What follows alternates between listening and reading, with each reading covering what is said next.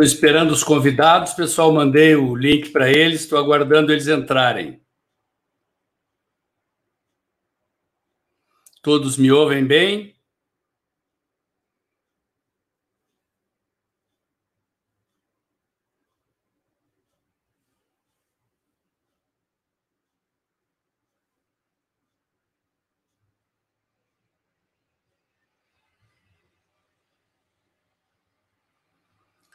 É a minha primeira live aqui, pessoal. Estou lidando aqui com o software.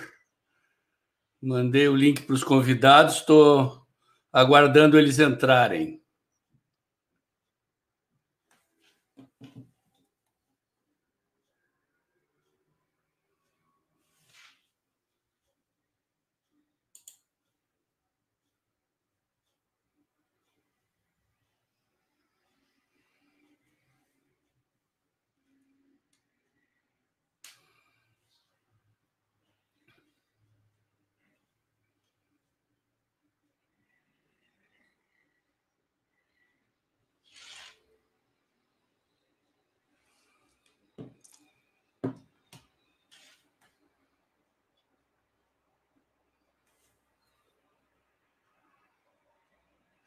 Espero que deu tudo certo, pessoal. É minha primeira live aqui.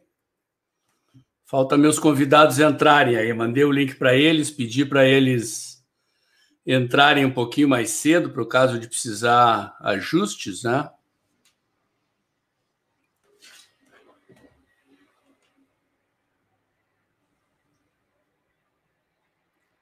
Onde será que estão os convidados?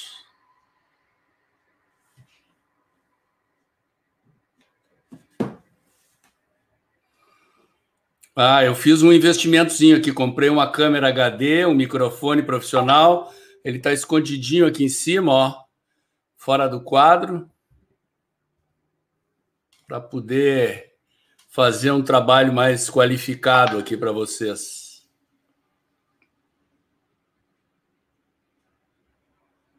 Onde estão meus convidados?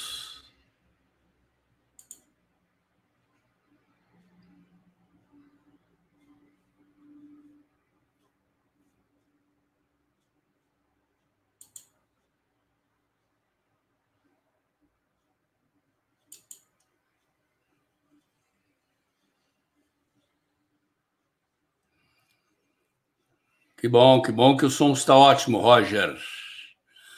Eliane, Afonso, Juliana. Oi, Ju, tudo bem? Alexandre Souza, Humberto Serra. Pessoal chegando aí, Filis, Helena, Lucena, Rodolfo, Alexander, Yoko. É isso aí, pessoal. Temos uns minutinhos ainda. Estou aguardando meus convidados.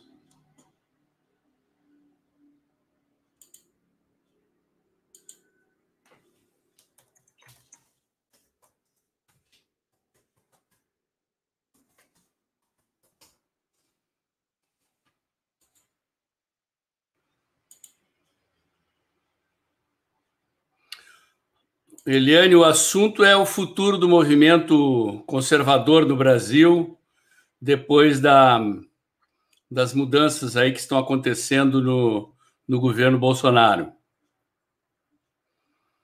Impeachment dos togados, acho difícil, Rodolfo. Acho que tem uma aliança aí do Congresso com o STF, muito difícil de reverter sem maioria. Boa noite, Rodrigo. Estou aguardando os convidados. Ó, Luiz Felipe entrando aqui.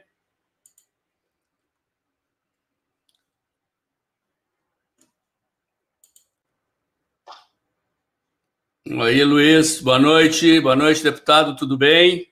Tudo bem, Paulo? Falta só o Eduardo. Tudo bem, boa noite, Natália. Vamos aguardar o Eduardo aí. Estava tenso até vocês entrarem, porque é a minha primeira live aqui, estou aprendendo a usar o software. mas aparentemente vai tudo bem, né? Só precisamos agora que o Eduardo entre.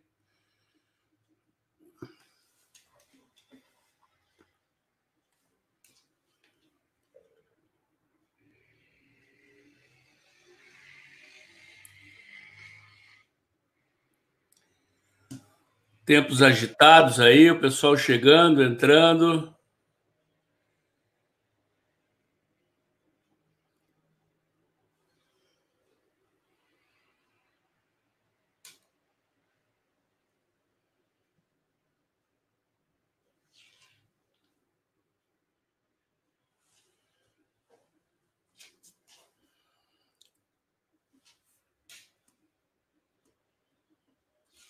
Já estamos com 23 pessoas aqui entrando. Acho que vai crescendo à medida que vamos nos aproximando do horário.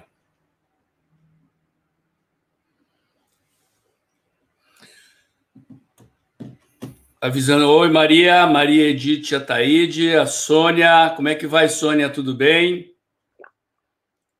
Querida Sônia, que eu conheci lá no lançamento do filme do impeachment, encontrei aí nas manifestações de rua algumas vezes, muito simpática.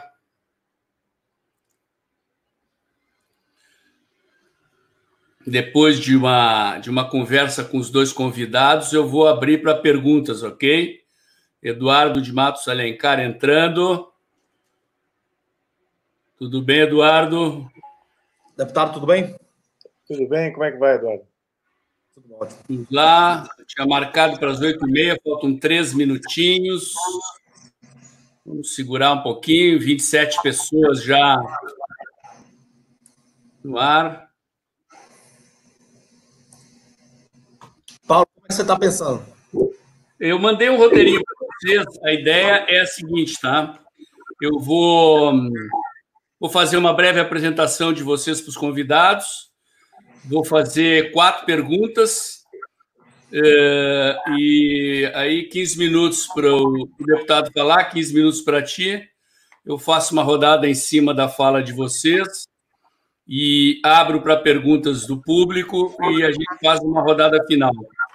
Acredito aí que com 90 minutos de live já temos 31 pessoas. Começar pontualmente, faltam 2 minutos, mas é fundamentalmente isso, né? Nós vamos discutir o futuro do movimento conservador depois dessas mudanças na conjuntura aí, das mudanças que o governo Bolsonaro está vivendo.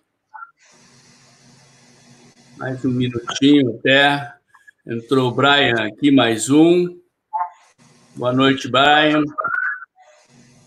Eduardo, dá uma olhadinha se tu está com alguma coisa ligada aí. Eu acho que está com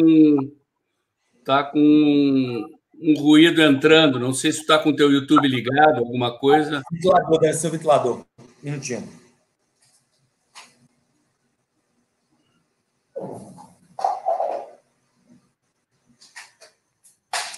Vê se melhora. Melhorou. Boa noite, Adriano. Boa noite, Lúcia. Pessoal chegando, já temos 38 pessoas. Mais um pouquinho e começamos.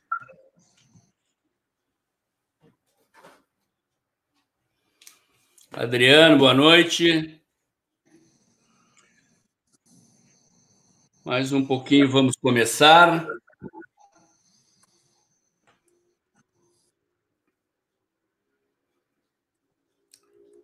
Pontualidade britânica. Como o pessoal sempre dá uma enroladinha no começo da live, a gente já deu essa enroladinha, começando 5 minutos antes, para o pessoal ir chegando.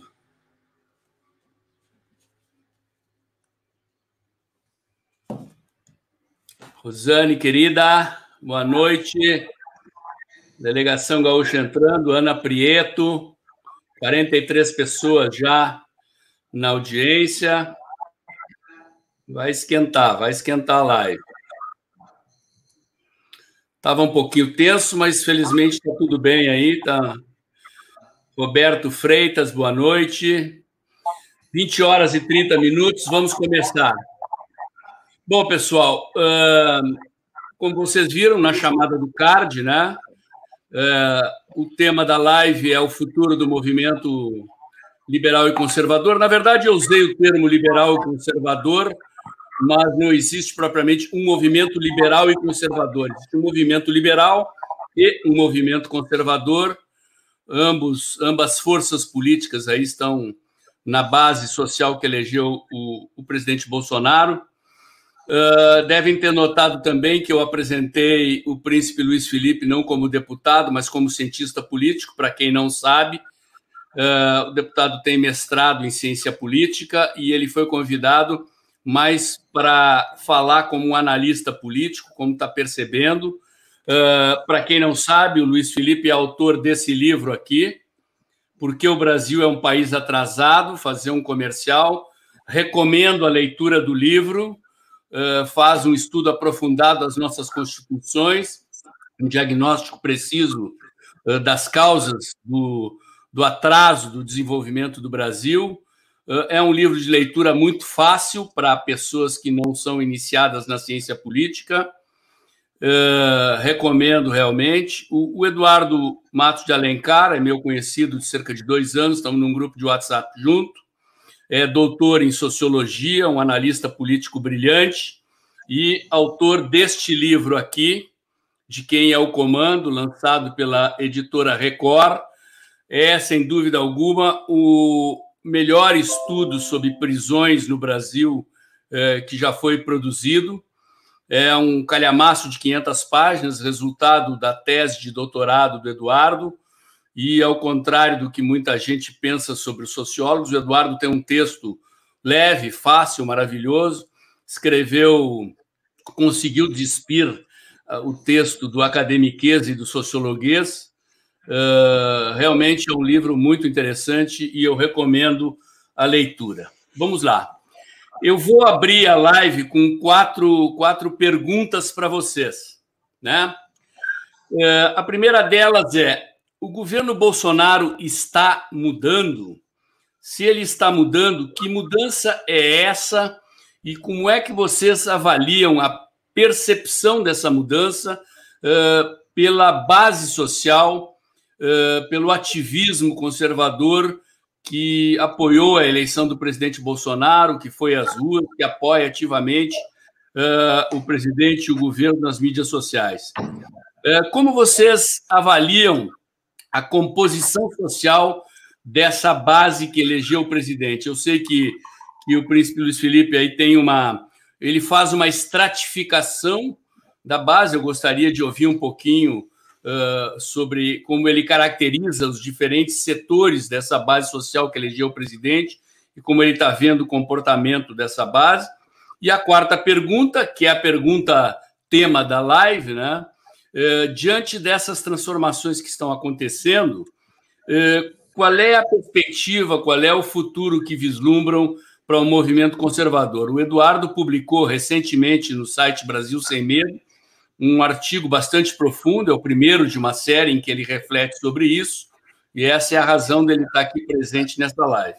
Vou passar a palavra, então, para o deputado Luiz Felipe, para nos falar aí da sua visão desse momento e para dar uma passada nas respostas das perguntas que eu acabei de fazer.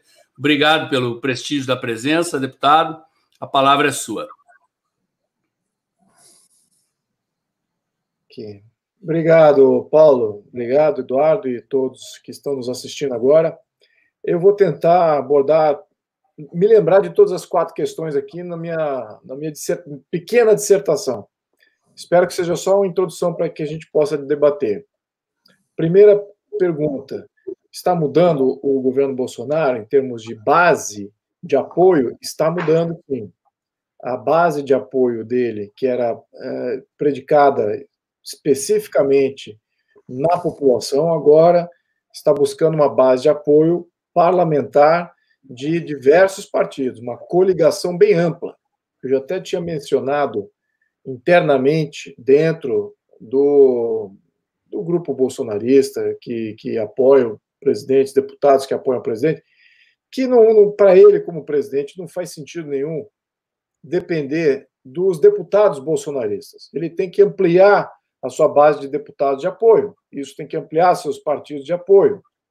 porque nós temos um viés ideológico de posicionamento que está casado com o dele. Então, nós vamos, independente, vamos até defender o governo do próprio governo. É o que tem acontecido. Em algumas instâncias, eu votei contra o governo em função de que ele estava apoiando coisas que era contra até a proposta original que o elegeu, e acabamos, eu apoiei, fiz voto contrário, e mais tarde, claro, fui voto vencido, e mais tarde ele vetou o projeto. Então, ou seja, existe esse jogo que acontece lá também. Então, a gente está um pouquinho descoberto nesse sentido. Mas aqui, em termos de base de apoio, ele, para se sustentar politicamente, ele precisa de uma base mais ampla que o partido dele. No momento de voto proporcional, que é o atual, que elegeu o legislativo, não há como formar maioria. E é impossível formar maioria. Um partido seja majoritário, ter ali 250, 260 deputados. Isso é tudo fracionado. O maior partido que teve representação dos últimos 40 anos foi o PT, com mais de 90, e mesmo assim, minoritário frente aos 513. Então, nunca vai ter uma coalizão ou um partido que vai dominar a Câmara. Então, governabilidade é sempre um problema, e sempre haverá um potencial de conspiração da Câmara contra quem quer que seja o presidente. Então, a dinâmica de sistema é isso. Muito bem. Então, neste conjunto, é muito, muito importante que ele amplie a base parlamentar, porque, de fato, ali ele estava caminhando para a perda de mandato em função de um impeachment, o voto de um impeachment que poderia ser pautado a qualquer momento, e ele acho que debelou isso, ampliando essa base, trazendo os partidos ditos do Centrão para dentro. Então, sim, está mudando de base. Quem que sai, de certa maneira, frustrado dessa mudança? Ou preocupado? Frustrado e preocupado com essa mudança? A base anterior, né? A popularidade, aqueles que deram apoio ao presidente, eles saem preocupados. Espera aí, por que alguns mais ainda, que ainda estão acirrados em apoio ao presidente, saem preocupados porque pode estar aumentando o risco de estar voltando ao problema da corrupção, que era uma grande proposta durante as eleições. Então, ainda continua essa preocupação. Nada foi materializado nesse momento, graças a Deus, pelo menos o que nós estejamos aí, ao menos com uma certa noção. No entanto, o risco aumenta, não tenha dúvida que esse risco aumenta. Por outro lado, os que saem frustrados, esses sim tendem a procurar outros representantes, que não sejam o Jair Bolsonaro. Então, ali é uma perda, talvez momentânea, talvez permanente, de base popular de apoio, porque ele está fazendo isso, né, está violando aí uma das suas promessas de campanha. Então, essa mudança é necessária para atingir a governabilidade, do ponto de vista dele, incorre em riscos, na minha opinião, tem riscos aí graves. No entanto, ela é positiva, ela é meio positiva. Eu sou meio otimista com essa troca de base. Por quê? O meu otimismo está em aumentar a governabilidade, ponto positivo. Ponto positivo que algumas reformas vão tramitar melhor, lembrando que 95% das medidas provisórias foram rejeitadas até 2 meses atrás. Depois, havendo essa mudança de base, as medidas provisórias, a agenda do governo, está começando a ser votada e a ser passada. Claro que não são propostas polêmicas e propostas que são do cunho conservador. São propostas, eu diria que o termo é lateral, né? São mudanças infraconstitucionais, melhorias de alguns códigos que estão ultrapassados, etc., que há, de certa maneira, um consenso aí bem mais amplo. Então, está começando a passar. As últimas semanas foram semanas positivas de grandes vitórias aí com relação às medidas provisórias que foram colocadas pelo governo, o que é inédito, na minha opinião. Até 2 meses atrás, havia uma barreira feita pela Câmara de barrar qualquer agenda propositiva do governo e só passar a agenda do Legislativo. Então, quem estava governando o país era a agenda do Legislativo. Essa que era a verdade. Então, agora, temos uma governabilidade do Executivo, ponto positivo. Ponto positivo também que algumas reformas de economia acho que tendem a passar, porque elas são laterais. elas são paralelas ao diálogo ideológico. Claro que você vai ter sempre uma oposição que não tolera capitalismo, não tolera livre iniciativa, não tolera propriedade privada, não tolera livre expressão, não tolera os conservadores. Eles querem cercear toda a existência, querem aniquilar a existência dessa nova onda conservadora. Então, mas esses 150 deputados que pensam dessa maneira, eles sempre vão votar contra o governo. O que é importante são os outros 350 deputados, esses 360 deputados aí que compõem essa ampla maioria não esquerda radical, que esse que é a leitura aqui. E essa maioria mais ampla olha essas questões econômicas como uma certa lateralidade às pautas de governo e também às pautas da oposição. Então, está fora desse debate ideológico, desse embate ideológico.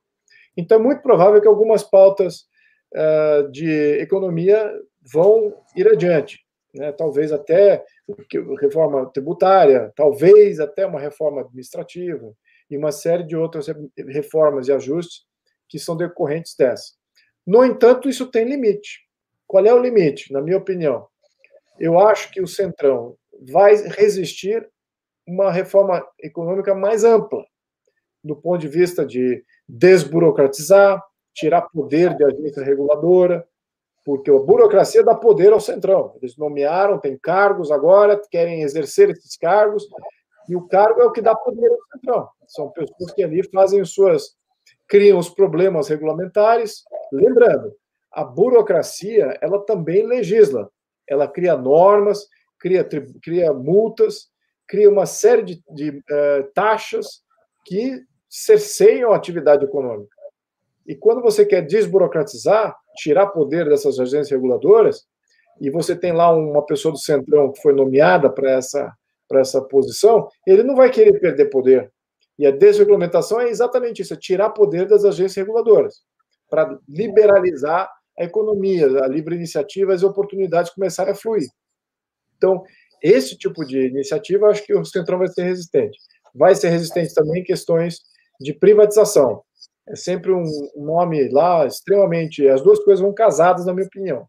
Você tem que se regulamentar e tem que privatizar ao mesmo tempo. Não adianta só privatizar, mantendo tudo regulamentado, que também você está tirando do público e dando para o privado o monopólio. Então, esse que é o grande dilema aqui. Essas duas coisas, privatização e desburocratização, não acredito ainda que o Centrão vai abraçar em plenitude uma reforma bem ampla nisso aí. Essa é a minha especulação agora, olhando e sentindo um pouco do debate nas comissões, do experiência de 1 ano e meio que eu estou transferindo aqui.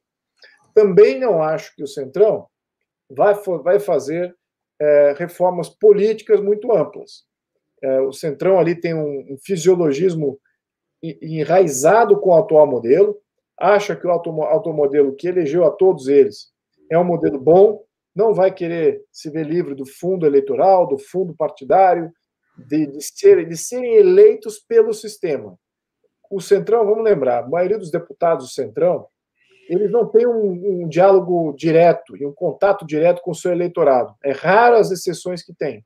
A maioria deles foram eleitas pelo sistema. Então, dependem de milhões de reais jogados aí para fazer churrasco, para fazer propaganda na TV, para fazer propaganda nas mídias, incluso mídia social, impulsionamento, agora que eles estão vendo que isso é o caminho, além de santinhos e uma série de papelada de boca de urna aí, que eles perdem milhões fazendo isso, e com cabos eleitorais também. Então, isso é o modelo que elege os deputados do Centrão, a maioria deles, não todos, mas a maioria deles.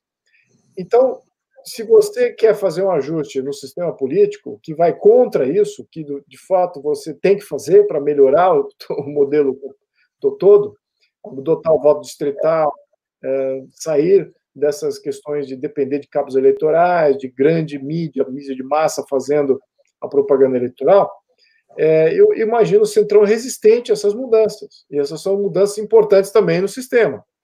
Então, é por isso que eu digo, eu estou meio otimista. Acho que vamos ter uma governabilidade ampliada, uma possibilidade de algumas reformas, mas não todas se o Centrão, de fato, se consolidar como uma raiz do governo. E há um risco também, né? Um risco aqui, assumindo que o Centrão adote a agenda do governo. O risco é que o governo sucumba à agenda do Centrão. Essa que é o grande risco aqui, né? Porque eles dominam a Câmara Federal, agora estão enraizados no Poder Executivo, eles podem muito bem exercer alavancas de eles imporem a agenda, e o ritmo da agenda também, o que é votado quando, etc., e com que força. Então, esse que eu diria que é o cenário. Então, e como é que isso impacta a base? Né? Que aí eu sempre gosto de fragmentar e segmentar essa base.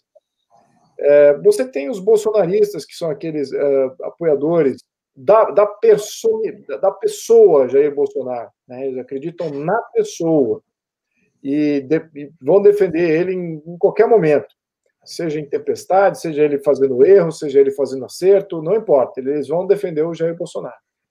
E há outros grupos que dão apoio ao Jair Bolsonaro porque acreditam naquilo que ele representa. Aí entram todos os outros grupos que se compõem a direita, né? Compõem a direita o segmento conservador, olavista, né? Tem um movimento militarista, intervencionista, que também faz parte, tem monarquistas, que também fazem parte, e os mais distantes dessa ala conservadora, mas que também fazem parte da direita, mas que estão num espectro um pouco mais removido, são os liberais, que veem o Jair ainda como uma alavanca de liberalização da economia, e os lavajatistas, que aí esses não têm uma ideologia econômica muito definida, também não têm uma ideologia moral ou política muito desenvolvida, mas eles querem simplesmente a justiça, o império da justiça, da lei e da ordem, e que não haja mais corrupção no sistema. Então, eu diria que essa base lavajatista engloba todas essas outras frentes ideológicas da direita também, só que, claro que é uma base mais ampla e ela talvez não tolere algumas dessas decisões políticas de sobrevivência que o presidente está tomando. Essa eu diria que é a base a ser perdida. Também alguns dos liberais, essa é uma base que talvez desista de apoio, né? Uma parte dessas duas bases. Assim, vamos buscar né? Uma outra alternativa. Talvez aqui entrando no mérito disso, é que talvez vão buscar aí alguma solução utópica que também não se apresentou ainda. Enfim, então essa que é eu diria que é o impacto, né? Então eu diria que os bolsonaristas vão continuar firmes, aqueles que defendem o que o Jair defende, ou seja, aqueles que defendem a direção geral do governo, esses vão fazer críticas, como eu faço, né? Eles vão fazer críticas, mas ainda vão apoiar o governo, porque não há outra alternativa nesse momento. E, aliás, essa é a melhor alternativa ainda de se fazer essas mudanças. Ele é o melhor veículo ainda, considerando todas essas variáveis que existem de conspiração, você imagine que para você se sustentar nesse jogo político, imagine um candidato conservador que não tenha o apoio das Forças Armadas, que é uma oligarquia importante, fundamental e permanente do Estado brasileiro. Se você não tem o apoio, se é um outro conservador que aparece lá, e que não necessariamente tem esse enraizamento de apoio com as Forças Armadas ou alguns segmentos da Força de Segurança do Brasil, essa conspiração que ele está sofrendo agora, dos diferentes poderes, do tanto que sofria antes do Congresso, menos agora, mas antes sim, e agora do STF, ele não estaria sobrevivendo. Então, essa eu diria que ainda é a melhor opção para os conservadores em geral, neste momento de extrema crise e mesmo de abalo, de desgaste. E é isso que eu acho que ele vai sofrer, um grande abalo, um desgaste, vai abalar essas bases. No entanto, eu acho que, olhando aqui para o futuro, especulando, eu acho que é uma ótima oportunidade para o movimento conservador se reforçar, adquirir força para ideológica e mais firmeza nos seus valores, naquilo que se defende, nas suas bandeiras, e tenham mais profundidade, novas lideranças comecem a surgir em todo o Brasil. Não podemos só depender de uma liderança, de uma pessoa que vai representar todo esse movimento. Ele é a figura proeminente agora. Isso é fundamental que ele ainda seja isso. Agora, no melhor dos casos aqui, temos que usar esse desgaste que está ocorrendo, que ocorreu, para formar novas lideranças. Temos que ver pessoas que vão ocupar espaços aí, temos eleições para vereadores, para prefeitos.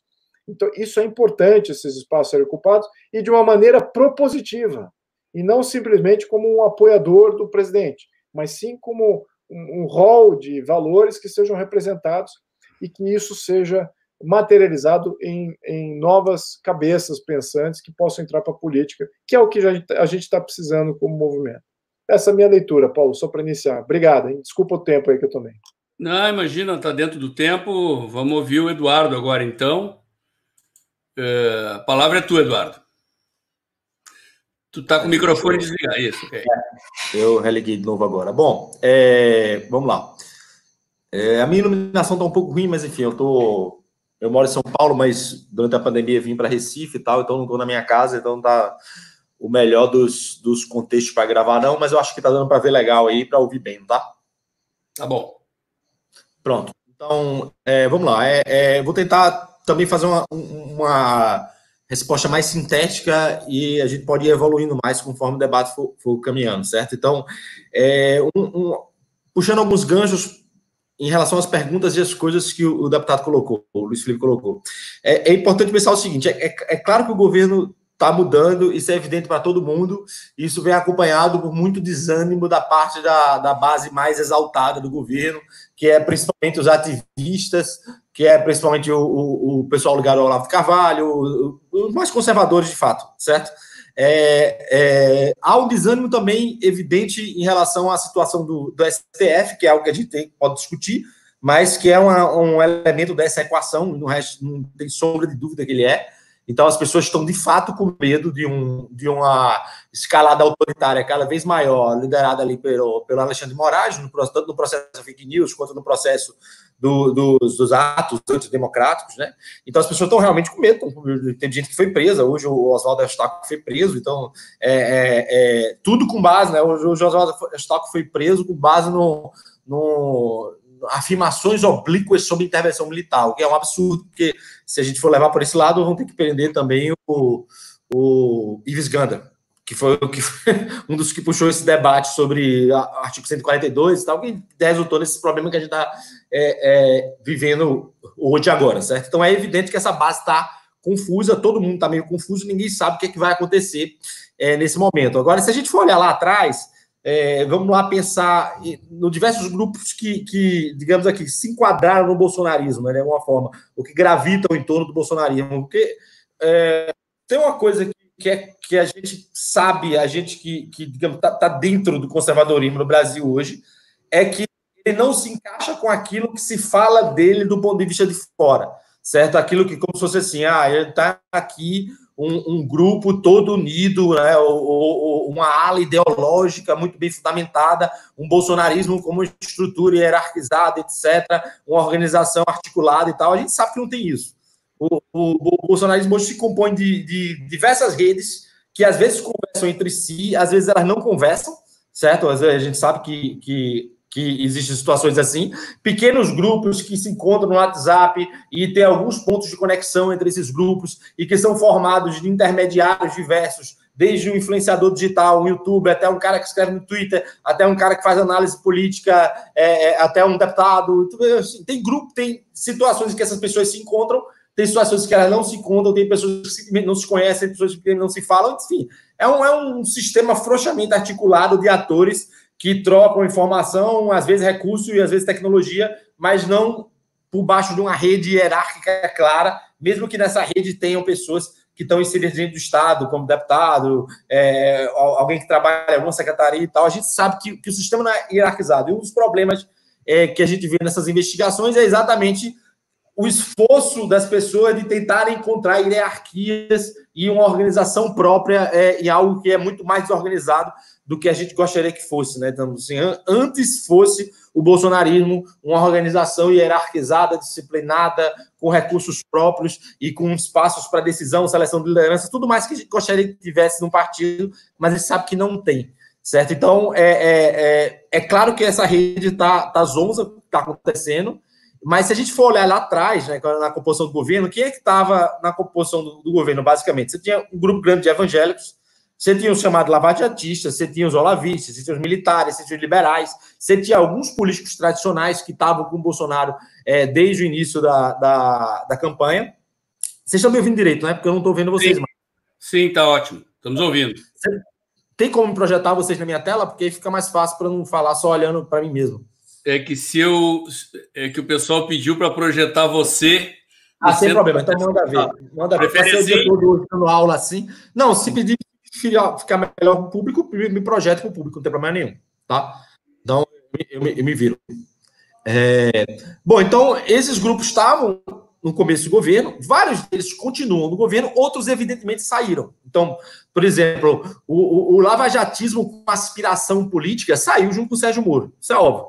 Né? Então, toda a estrutura lá que estava no Ministério da Justiça e tal, que tinha aspiração política, continua tendo aspiração política, saiu fora do governo por motivos que não vale a pena discutir, por algumas razões que não estão todas elas muito claras ainda sobre essa situação, mas eles saíram fora, o que não significa que a base de eleitores ligado ao lavajatismo rompeu o governo, porque a ideia de que o governo abandonou a agenda de combate à corrupção ainda está, digamos assim, em suspenso, vide as operações da Polícia Federal em relação ao Covidão, né, os escândalos de corrupção provocados pelo uso irresponsável, uso criminoso de verbas que deveriam ser utilizadas na pandemia. Então, as pessoas viram esse movimento não batia demais com a ideia de que quando o Sérgio Moro saísse, a Polícia Federal ia parar de trabalhar, ia parar de caçar corrupção, etc. Então, a gente não sabe se essa base eleitoral, que a gente também não sabe o tamanho exato e certo dela,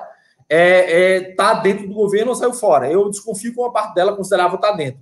Então, eu acho que a turma do Lava Jato levou menos gente para fora do que se imaginava que levaria dentro do governo. Você tem uma ala militar continuando no governo e você tem, evidentemente, pessoas ligadas ao olavismo, ao Olavo de Carvalho, que nunca conseguiram constituir um grupo muito bem estabelecido no governo, porque ele tem entrada em alguns ministérios, entrada em algumas assessorias, e perde espaço, ganha espaço, perde espaço, ganha espaço. Tanto o espaço do MEC perdeu, ganhou, perdeu de novo agora, tinha o espaço da cultura, perdeu o espaço da cultura, agora com a entrada do Mário Frias, parece que ele já sinalizou para algumas pessoas dos antigos grupos que estavam lá na cultura, e algumas pessoas começam a reassumir posições, ou então ser reordenado em posições, então não é um jogo tão marcado assim, né? A imprensa quer vender como se o Bolsonaro se distanciou da chamada ala ideológica, que já é um nome particularmente mais estúpido para se dar para a situação, enfim, o que é que não é ala ideológica nesse processo, o que é que não é ideologia em termos de... o que é que não pode ser classificado como ideologia em termos políticos, né? Mas há uma reorganização, e eu acho que essa reorganização, digamos assim, me parece que sinaliza para um abandono total de qualquer pretensão, no sentido positivo e negativo da palavra, que uma agenda plebiscitária jamais chegou a ter no governo. Então, a gente talvez tenha aí o auge desse processo com uma mobilização popular grande na reforma da Previdência, né? Então, foi um negócio que foi histórico. Aquilo não se pode, apesar de ter tido menos gente na rua, evidentemente, pedindo a reforma da Previdência, do que houve no caso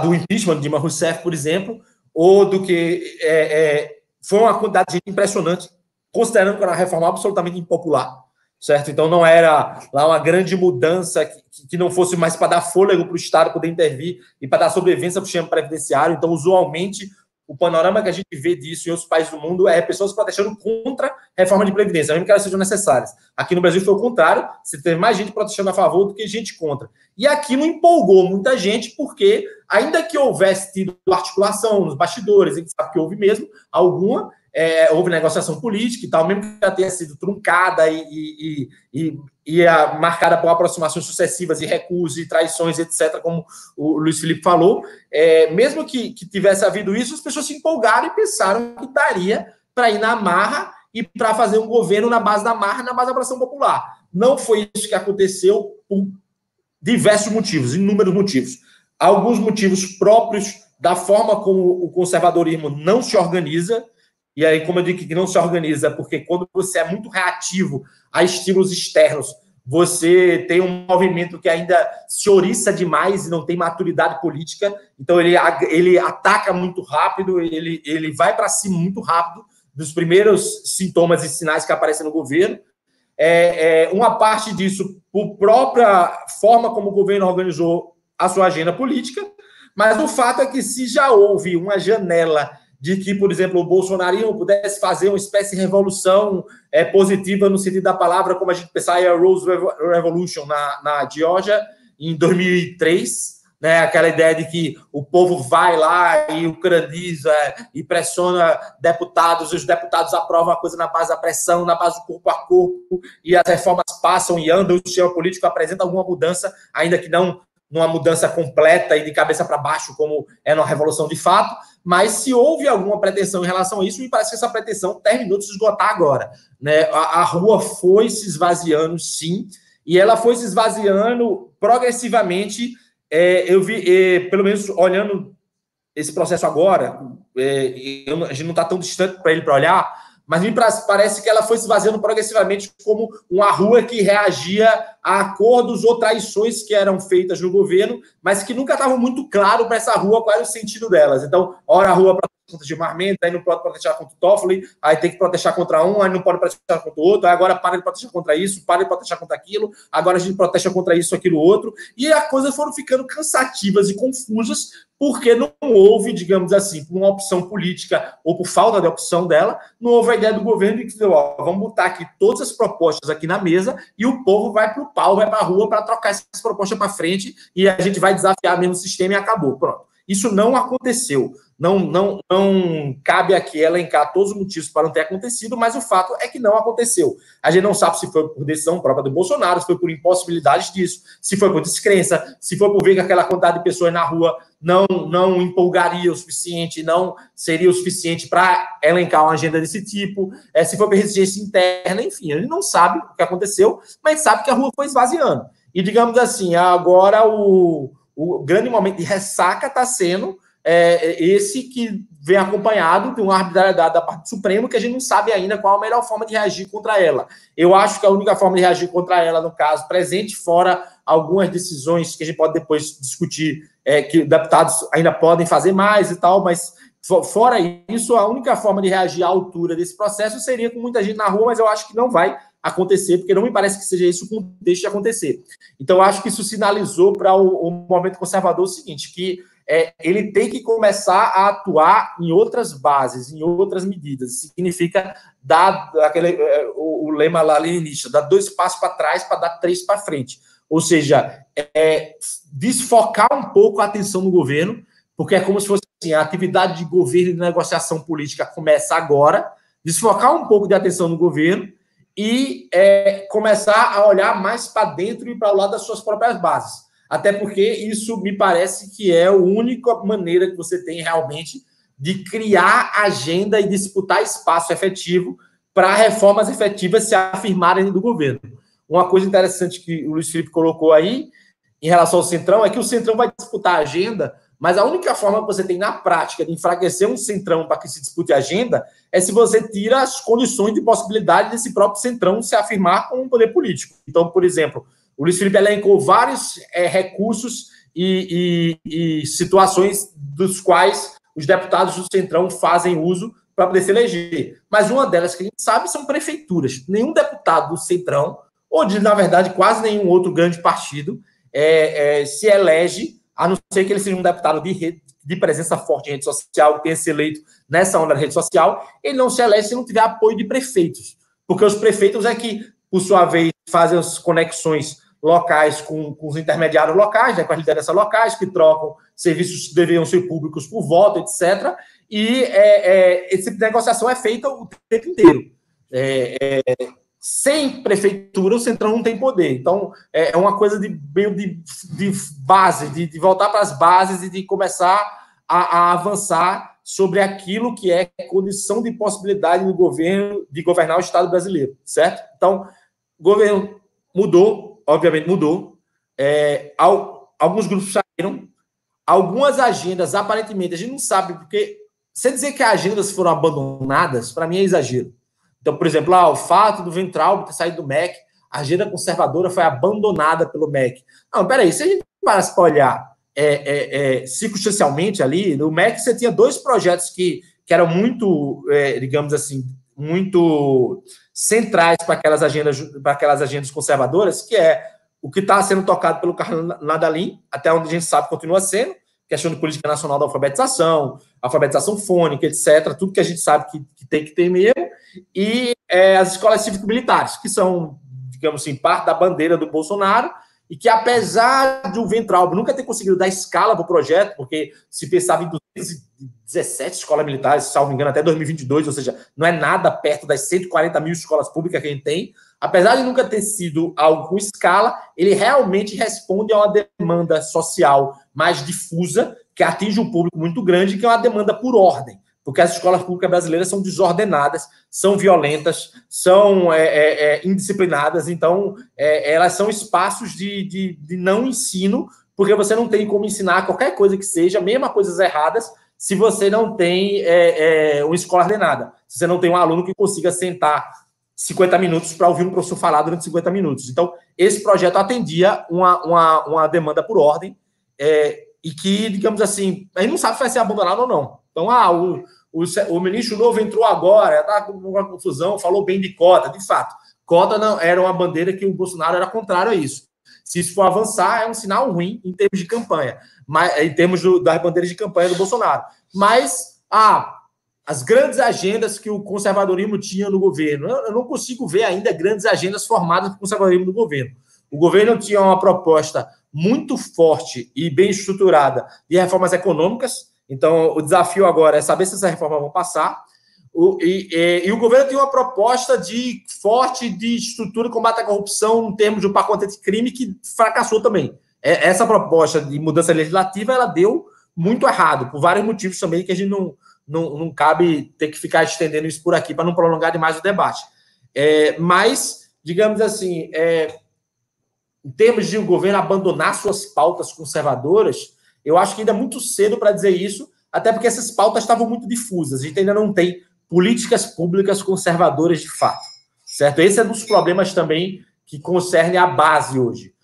Pensar, elaborar, ocupar espaços para que a gente possa ter pessoas com treino suficiente na máquina pública, pessoas que estudem políticas públicas, que estudem o Estado brasileiro, que entendam quais são os mecanismos da burocracia que precisam ser mudados para direcionar a burocracia para a realização de pautas conservadoras de fato, certo? Então, aí não tem essas pautas ainda, né? Qual é a grande política pública conservadora para a educação? Quem disser que tem, está com conversa fiada. A gente não tem hoje 20 artigos sobre educação, sobre política pública da educação, publicados por conservadores. Se você não tem 20 artigos publicados por conservadores, por autores conservadores, seja lá eles quem sejam, você então não tem acúmulo suficiente de ideias que deviam ser implementadas para implementar uma política pública de educação conservadora, com valores conservadores, ali na ponta, no município, no estado ou no MEC. Se você não tem nem a ideia, você tampouco vai ter o quadro técnico capaz de implementar essa ideia e de ver o que é que dá certo na ponta ou não dá. Então, assim, a gente não tinha muitas das coisas que se está dizendo que a gente está perdendo agora. A gente tinha a ilusão de controle de ter elas. Então, o que a gente tinha era um discurso autojustificador, certo? Que dizia assim, estamos acabando com a esquerda na educação, estamos acabando com a esquerda na cultura. Não, a gente não estava acabando nem com a esquerda na educação, nem com a esquerda na cultura. A gente podia estar disposto para a briga, querendo ir para cima, pegando disputa pública em relação a isso, mas a gente estava muito longe de acabar com qualquer hegemonia nesse sentido, porque a gente não tem nem quadro formado, nem pensamento sobre o Estado brasileiro ainda formado, e nem base o suficiente para isso. Então, eu acho que essa porrada de agora deveria servir para a gente voltar alguns passos e ver, olha, qual é o passo a passo que a gente tem para construir isso, certo? Para disputar espaço, como o Luiz Felipe falou, seja dentro do governo Bolsonaro, seja depois do governo Bolsonaro. Estou dizendo aqui que Bolsonaro vai cair. Estou dizendo que Bolsonaro um dia morrerá. Pode ser que morra daqui a 50 anos, né? Então, ele não vai ter, o Bolsonaro não tem como governar mais do que 8 anos, mesmo que ele pode ser que ele faça um sucessor, aí governe 12, 16 e tal, não podemos saber o que vai acontecer, mas, de fato, a gente precisa de um projeto político que seja mais perene, que defina, digamos assim, a atuação de uma direita real na política, que é algo que a gente não teve até agora. Então, a gente está construindo esse avião voando. Eu acho que o momento agora é disso, é de pensar onde é que a gente não estava ocupando, o que é que a gente não estava fazendo e o que é que a gente pode fazer de agora em diante. Ok, Eduardo. Bom, vocês viram aí, o público está gostando, as manifestações aqui no chat da live são excelentes. Eu vou tentar fazer um pouco de síntese e agregar alguns elementos ao que está sendo dito.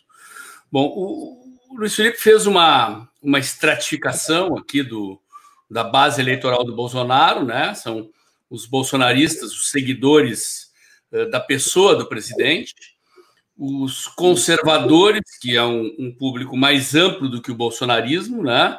Que apoiam o governo pelo que ele representa, quer dizer, ele, de certa forma, é um presidente conservador que chegou lá se propondo a implementar a nossa agenda. Um outro segmento liberal, que apoia o governo pela presença do Paulo Guedes, da possibilidade de avançar a agenda liberal na economia, e os lavajatistas, né? O pessoal anticorrupção. E, na avaliação do Luiz, a gente estaria eventualmente sob impacto dessa avalanche midiática aí que está 90 dias batendo no governo unanimemente. Parece que todos os órgãos de imprensa se combinaram entre si, né, sobre a pauta e sobre por onde bater, e batem sistematicamente no governo. Esse segmento mais dessa franja lavajatista e liberal estaria se deixando afetar pelo noticiário, e isso explicaria o índice de reprovação do governo. Quer dizer, na eleição, o presidente juntou bolsonaristas, conservadores, liberais, lavajatistas, fez 57 milhões de votos. Hoje, se a gente for levar em consideração a pesquisa, eu acho que as pessoas desacreditam das pesquisas, mas quem trabalha com ciência política leva em consideração não tanto o número, né, mas as tendências, os agregados, né? Eu diria que, quer dizer, o presidente hoje, concretamente, ele tem uma base fiel de cerca de 30% da sociedade, que eu acho que seria a soma dos bolsonaristas com os conservadores, e acho que a gente ainda retém uma franja liberal enquanto o ministro Paulo Guedes estiver no governo, e não há sinal de que ele vai sair. Esses são 30%, né? Eu vou chamar a atenção de vocês aqui para um detalhe. Quer dizer, agora acabou de sair, eu vou fazer o meu vídeo comentário de amanhã sobre isso, saíram 2 pesquisas. Saiu uma pesquisa do Datapoder, do Poder 360, e uma pesquisa do Datafolha, que mostram que, não obstante tudo isso que aconteceu recentemente, a base do Bolsonaro continua, esta base de 30% continua intacta, né? Se você for olhar os percentuais de bom e ótimo do governo em todos os institutos de pesquisa sérios, ela está entre 27% e 32%, né? Bota a margem de erro aqui um pouco mais para cá, um pouco para cá, 30%, ok? Mas houve uma mudança da composição dessa base. Não uma mudança de composição ideológica, mas um pedaço da base social do governo se deslocou e foi substituída pelo público do Bolsa Família e do socorro econômico que o governo está dando. E isso é um detalhe interessante e importante a ser considerado. Significa que o governo passará a ser sustentado por um segmento do eleitorado que, agregado a esses seguidores mais fiéis, que são os bolsonaristas e os conservadores, não apoia o governo nem por causa da Lava Jato, né, e nem por causa das bandeiras conservadoras, mas porque recebe um auxílio econômico do governo. Num certo sentido, é um movimento parecido com o que aconteceu no governo Lula, né? Quer dizer, o PT ele cresceu na classe média ao longo de anos, chegou ao governo e, através do Bolsa Família, ele tirou a base do antigo PFL, do DEM no Nordeste, e substituiu esse segmento de classe média que ele perdeu por este segmento das bolsas, aí, esse segmento atendido assistencialmente para o governo. Não se sabe como esse segmento vai se comportar à medida em que, embora o Bolsa Família vai ser turbinado, embora o governo anuncie políticas públicas para os autônomos que estavam fora dos cadastros e agora, com o socorro do governo, estão no cadastro, o governo está anunciando que terá políticas públicas para esse público, né? Mas o socorro do governo vai ser prorrogado por mais 3 parcelas, segundo o governo anunciou ontem, né? R$ 1.200 divididos em 3 parcelas decrescentes, significa o quê? Daqui 4 meses acabou o socorro, né? Então não se sabe o que o governo vai fazer. Então eu chamo atenção para isso, estou colocando, não tenho claro o que vai acontecer, mas isso é digamos, é um elemento subjacente, né? Porque quem olha lá, o presidente tem 30% fixo, né? Não, o número não se mexeu, mas por baixo do número, a composição socioeconômica, né, societária do eleitorado mudou em parte. Isso é um elemento que precisa ser considerado. Segundo, o Eduardo, na sua análise, ele levanta uma questão bastante importante, que é a da imaturidade política do nosso movimento, né? Ou seja, nós temos aí um segmento do conservadorismo que é composto de ativistas que saíram para as ruas a partir de 2013, né?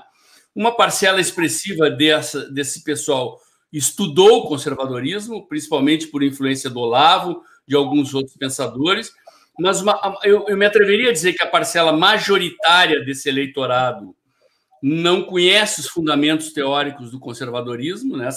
São conservadores, assim, com uma identificação genérica contra o aborto, contra a liberação de drogas, a favor da preservação da família, contra o casamento gay, essas bandeiras genéricas, mas sem muita consistência, mas todos, inclusive os olavistas, né, são pessoas sem experiência de participação em governo, com raras exceções. Aquilo que o Eduardo falou, né? Quando ele falou artigos, ele estava falando artigos acadêmicos, quer dizer, são pessoas que não têm experiências em refletir sobre políticas públicas e, consequentemente, não têm propostas de políticas públicas para a educação, para a segurança, para a área social, para botar no lugar daquilo que a esquerda fez, né?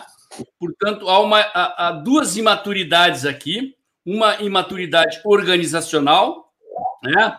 E aqui é importante fazer, com todos os méritos que o presidente Bolsonaro tem como líder, né? Nós não chegaríamos no governo sem ele, mas ele também não chegaria no governo sem nós, sem toda essa base, né? O presidente nunca levou a sério a questão de organizar um partido, né? Ele gosta da relação direta com o eleitor, né? E, a meu ver, ele entende o partido apenas como uma ferramenta para ganhar a eleição. E o partido, na verdade, ele é uma ferramenta de conquista e sustentação do poder. E se sustenta poder com gente formada politicamente. O partido ele fomenta esses núcleos de pensamento político capazes de formular políticas públicas. Ele forma a gente para ocupar cargos no governo e colocar as políticas públicas em prática, né? Então, eu acho que aqui nós temos uma avenida de tarefas a cumprir, nós, ativistas, aí nós temos que esquecer o presidente, esquecer o que não é bem termo, não é esquecer, mas é parar de achar que fazer política é apenas ir para a rua e ficar na mídia social brigando com a esquerda, né? Quer dizer, não significa que nós temos que parar de ir para a rua, nem que nós temos que parar de fazer ativismo na mídia social, mas está na hora de constituir essas organizações secundárias, que são os institutos, que são as fundações, e está na hora de levar a sério a missão de construir um partido, não apenas para concorrer em eleições, mas para formar gente para disputar e ocupar o poder e dar consistência ao governo.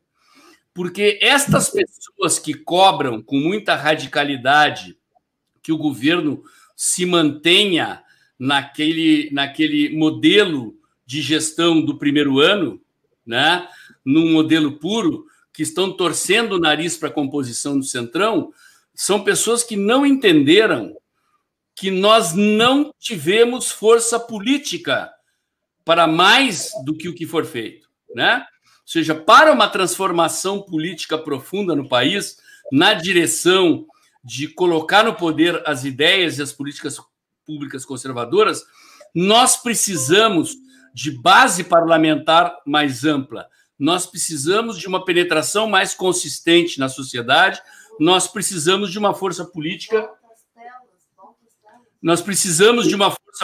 que não temos, né? Esqueci, fui avisado pela minha assistente aqui de mexer na tela, estou aprendendo, né?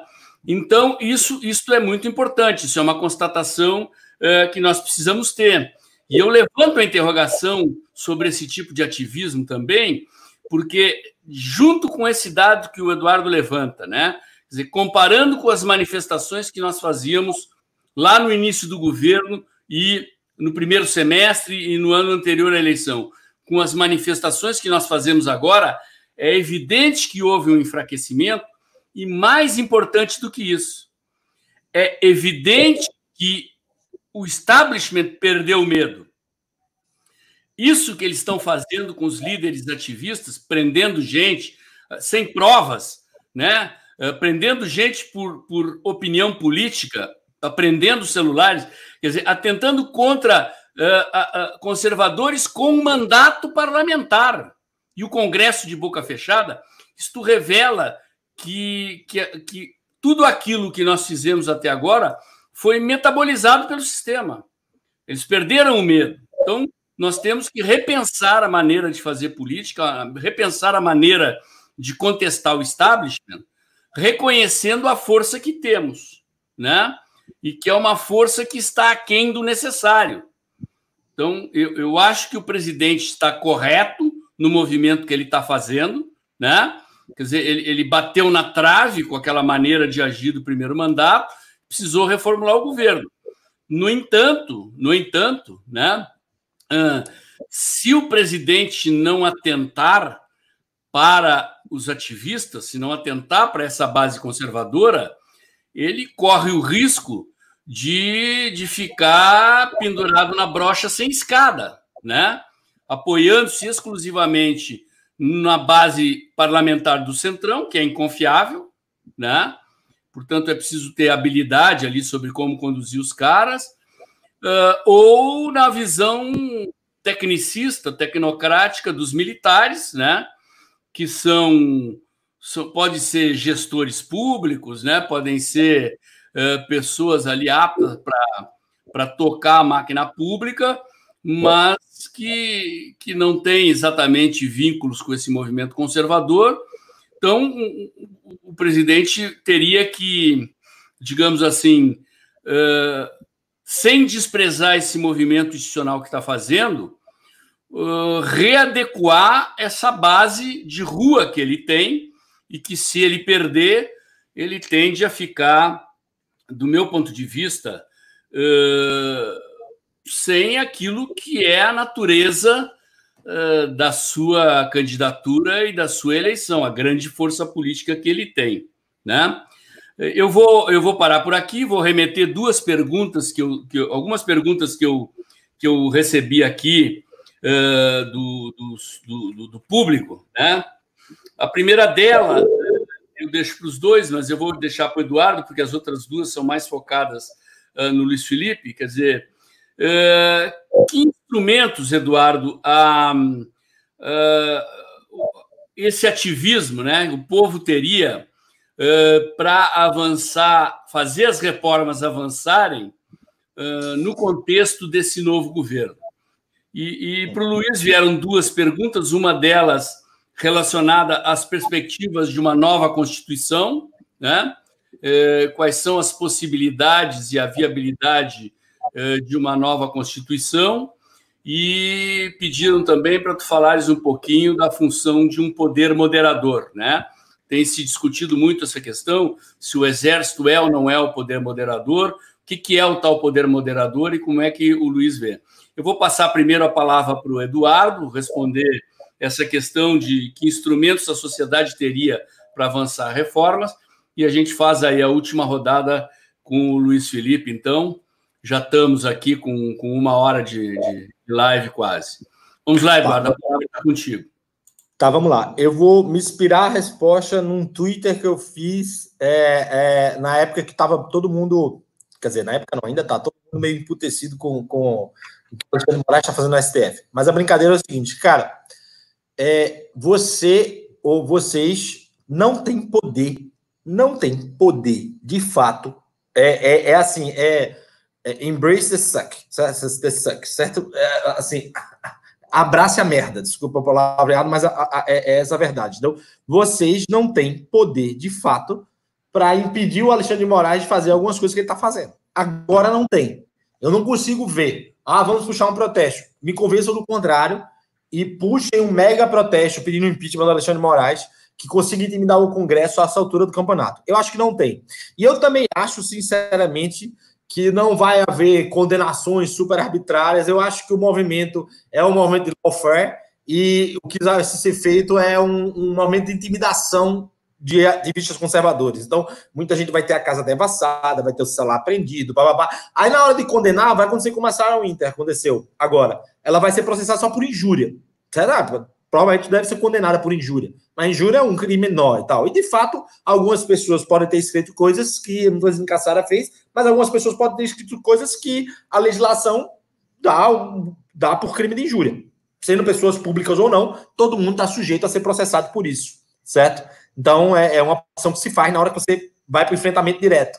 Apesar do crime de injúria ser contestável, blá, blá, blá, não ter materialidade, é o juiz que decide e tal, mas abriu-se o flanco, certo? Então, optou-se por essa guerra política de enfrentamento e abriu-se o flanco. O fato é, o outro lado tem mais poder, você não tem. Agora, você quer abalar as estruturas ou as ligações por trás de Alexandre de Moraes?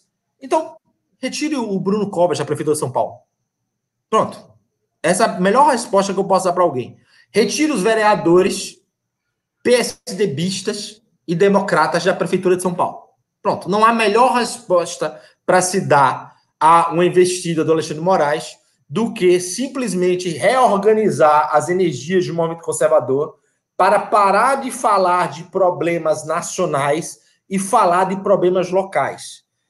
Eu só estou dizendo isso, pessoal, e aí colocando aqui. Todo mundo pode dizer, e é óbvio, como acontece com o intelectual o tempo todo. Falar é fácil, fazer é mais difícil. É óbvio que é. É óbvio que, quando eu fiz uma pesquisa sobre prisão, eu falei algumas coisas que aconteceram na cadeia e tal, tentei me colocar no lugar das pessoas, etc. Mas é óbvio que eu não sou nem preso, nem agente prisional para falar sobre o problema. Mas, ao mesmo tempo, eu também estou um pouco de fora, vendo a situação um pouco afastado, para poder ir, posso comparar com outras situações de outros locais do mundo, para poder pensar nas potencialidades que a gente tem ainda e que podem ser exploradas e que não estão sendo. Vamos dar um exemplo bem claro. Bem claro, se a gente tivesse pensado nisso, como é que a gente estaria em outra situação. E, gente, 2019 teve eleição do Conselho Tutelar.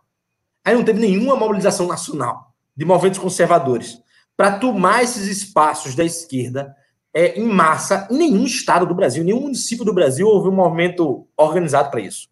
Conselho Tutelar são instituições que pagam lá uma miserinha e tal, um dinheirinho, em alguns lugares até pagam bem, ou seja, pelo fato de pagar, serve para poder empregar pessoas que vão trabalhar não só no Conselho Tutelar, mas na atividade política, então elas precisam de emprego, é para isso que serve partido mesmo, né, de ser sendo racional, né, o partido é uma organização moderna que ele serve para quê? Para que você dê uma estrutura material para que as pessoas possam se dedicar em tempo integral à atividade política. Por quê? Porque se eu trabalho, sou intelectual, tenho empresa de publicidade, eu trabalho 10 ou 12 horas por dia, eu não posso fazer ativismo. Por que eu não posso fazer ativismo? Porque o máximo que eu posso é dar minha opinião na internet, escrever um artigo para cá, escrever um artigo para lá, mas eu não consigo ir para uma reunião todo dia, uma reunião de bairro, de associação morador, fazer um protesto na prefeitura para reclamar do buraco na rua. Eu não consigo, porque eu trabalho 12 horas por dia. Mas quem é empregado de um partido, quem é empregado de um deputado, pode conseguir fazer isso. Quem está no estrutura do Conselho Tutelar pode conseguir fazer isso. Fora o quem está no estrutura do Conselho Tutelar tem, digamos assim, uma missão de desocupação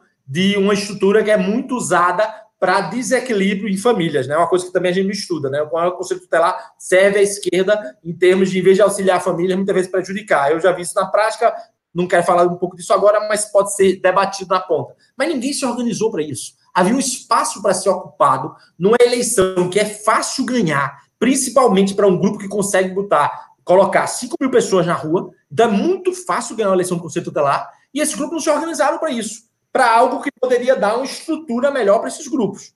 Então é o seguinte, se você quer projetar, porque não me interessa se a gente pode fazer alguma coisa que influencie a reforma do governo daqui a 6 meses.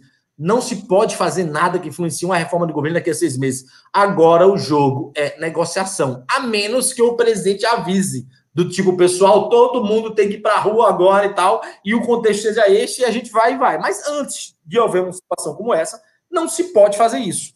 Então, o que é que você pode fazer, talvez? Qualquer que movimentos de rua podem fazer, talvez, o ativismo pode fazer. Pode eleger um vereador, pode eleger 2 vereadores. Podem concentrar a crítica da produção de arte, de vídeo, de rede social, para poder desequilibrar o sistema político de uma cidade. Porque se a gente for atrás, com câmera na mão, com canal específico, fazendo um canal, fazendo divulgação, fazendo rede, para divulgar o problema que falta remédio no posto de saúde, que o hospital está superlotado, que a escola está quebrada, que tem aluno maconheiro usando droga dentro de sala de aula, que tem traficante traficando droga no colégio. Não há, desconheço, prefeitura que vai ter capacidade política de lidar com esse nível de ataque informacional, digamos assim, certo? Ah, mas o Alexandre Moraes vai se meter... Não vai se meter nisso. Ninguém pode provar que o Alexandre Moraes vai se meter nisso agora, nesse exato momento. É preciso que a gente pare de tomar parte pelo todo. Vocês estão sofrendo uma ofensiva, todos nós estamos. Eu digo todos nós por quê? Porque eu também falei mal do Alexandre Moraes. Então pode ser que também o Alexandre Moraes mande a polícia na minha casa. Pode ser, claro que pode ser. Todo mundo está sujeito a isso hoje em dia. Mas enquanto isso não está acontecendo, o que está aparecendo é um outro cenário que ele está querendo intimidar as pessoas que continuam fazendo, que fizeram militância contra o STF de alguma forma, e ele está querendo, tipo, como se fosse assim, mostrar que daqui você não passa ou não. Mas não tem nenhum indicativo de que ele está querendo impedir você de protestar contra o Bruno Covas ou a gestão incompetente do Bruno Covas São Paulo, certo? Isso eu dou um exemplo de São Paulo porque é a prefeitura mais rica do país. Se o movimento conservador conseguir tirar o Bruno Covas e botar um candidato conservador dentro da prefeitura de São Paulo, já foi uma vitória extraordinária contra o establishment, porque se conseguiu simplesmente assambarcar o maior orçamento de todos os municípios da federação, certo? Então, é um negócio extraordinário. Imagina você expulsar o PSDB de São Paulo, depois que eles já perderam, não estão há tanto tempo fora da presidência, perderam Minas Gerais e perderam a prefeitura de São Paulo. Isso, para mim, tem um valor estratégico, em termos do xadrez político, infinitamente maior do que as pessoas se organizarem para ir para a rua para apoiar alguma proposta que o Bolsonaro fizer eventualmente amanhã, certo? Então, eu acho que isso é criar base, é ocupar espaço, certo? Ocupar espaço. E aí, Paulo, eu acho que falta a gente trabalhar, e é todo mundo, é eu, por exemplo. Eu faço artigos sobre política, sobre segurança pública, mas eu ainda não tenho tempo de fazer a quantidade de artigos que eu gostaria de fazer para poder fundamentar discussões em algumas áreas que eu conheço, e que não é só o artigo acadêmico, não. A gente não tem a base do negócio. Por exemplo, a gente tem canais conservadores, a gente já tem jornalismo, portais conservadores, e a gente, só vou dar um exemplo bem claro, a gente não tem uma investigação de jornalistas sequer sobre um assunto como clínicas clandestinas de aborto. Não tem. Não existe. O que não existe, né, aquela frase que o Olavo tanto usa, o que não existe na literatura não vai nunca se materializar na política. Né? Resumindo, é isso aí. Na literatura, tome literatura no sentido amplo da palavra e não só no sentido de discurso. Ou seja, se a gente não tem uma reportagem de jornalistas mostrando as clínicas clandestinas de aborto que funcionam no Recife, que funcionam em São Paulo, a gente nunca vai ter um burocrata lá em cima que pense, eu vou criar uma política pública contra a clínica clandestina de aborto, porque isso vai me render voto. Porque é inteligente eu fazer isso. Porque não há nem mesmo a vocalização da demanda social que se pode fazer no jornalismo. Por exemplo, nesse jornalismo ativista que a gente tem. Então, o que é que eu acho? Eu acho que está faltando a gente olhar os problemas locais, os espaços locais, e entender esses espaços locais como espaços de disputa de poder, como espaços que devem ser desocupados, se eles são ocupados pela esquerda, certo? Ou ocupados, se eles são simplesmente lugares que não têm uma coloração ideológica muito bem definida, para que as pessoas possam aprender a operar no Estado e também aprender a produzir quadros do Estado, certo? Então, quando a gente fala aqui, gente, eu trabalhei 10 anos da minha vida no serviço público, sou intelectual, mas trabalhei no serviço público há muito tempo. E eu sei, eu já entrei na secretaria em que metade da secretaria não sabia fazer uma licitação. Isso significava que os processos de licitação da secretaria demoravam 3 meses a 4 meses a mais do que qualquer outro processo, porque as pessoas escreviam o projeto errado, o projeto ia para a controladoria, voltava e tal, e todo mundo tinha que aprender a fazer um negócio. Depois que aprendeu 4, 6 meses, 7 meses, o negócio começou a funcionar um pouquinho melhor, mas mesmo assim era muito tosco. É isso que significa formar quadro. É você poder entrar, não adianta a gente manter esse nível de crítica contra a tecnocracia militar. Você sabe o que é um tecnocrata? O tecnocrata é alguém que opera na burocracia. Por exemplo, eu tenho uma empresa, a minha empresa tem tecnocratas. Eu tenho um cara na minha empresa que opera a contabilidade, porque ele sabe operar a contabilidade. Ele opera segundo regras estabelecidas de contabilidade. É uma racionalidade instrumental que não passa por política.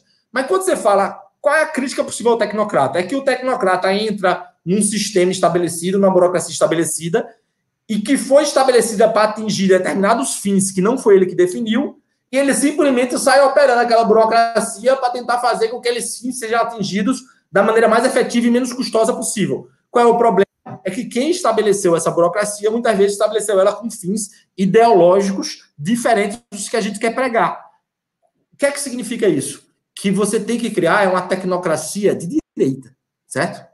Você tem que criar pessoas capazes de olhar para a máquina pública e de entender onde é que a máquina pública precisa mudar e precisa funcionar em que sentido para que ela possa atender a fins que são fins que a gente acredita, que a gente sabe que a maioria da sociedade brasileira define. É um processo muito... É por isso que eu escrevi que eu estou fazendo uma série, porque é um processo que passa por uma coisa, né? Por você analisar tantos espaços como espaços possíveis de tomada de poder, é que realmente jogar a ideia para a cabeça das pessoas para elas entenderem. Por quê, gente? Porque, cara, é óbvio que todo mundo que está vendo esse programa, que faz ativismo digital, faz melhor que eu. No sentido que vocês conseguem aglutinar a gente, organizar o carro de som, organizar a passeata. Eu não consigo nem organizar minha casa direito. Certo? Vocês conseguem organizar essas coisas. Eu consigo organizar outras. Isso não. Certo? Mas essas pessoas, a gente ainda opera numa lógica que é muito recente. Rede social, ativismo digital, 2013 para cá.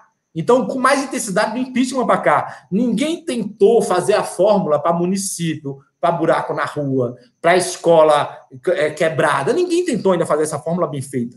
Então é o seguinte, a gente todo mundo tem que descobrir essa fórmula, mas tem que direcionar recurso, informação, tecnologia e conhecimento para ocupar esses espaços. É olhar para o Estado brasileiro como um conjunto de posições que podem ser ocupadas para exercício responsável e alinhado ideologicamente do poder e saber onde quer qual o objetivo imediato, qual o objetivo de agora, certo? Então, meu conselho para as pessoas é: não pense na reforma do Bolsonaro. Não pense.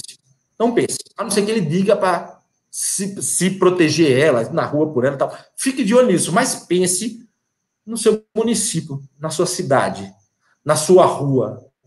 Como é que eu faço para ocupar espaços aqui? No sindicato da categoria da qual você faz parte, entendeu? São esses espaços para serem ocupados. É isso que é construir base.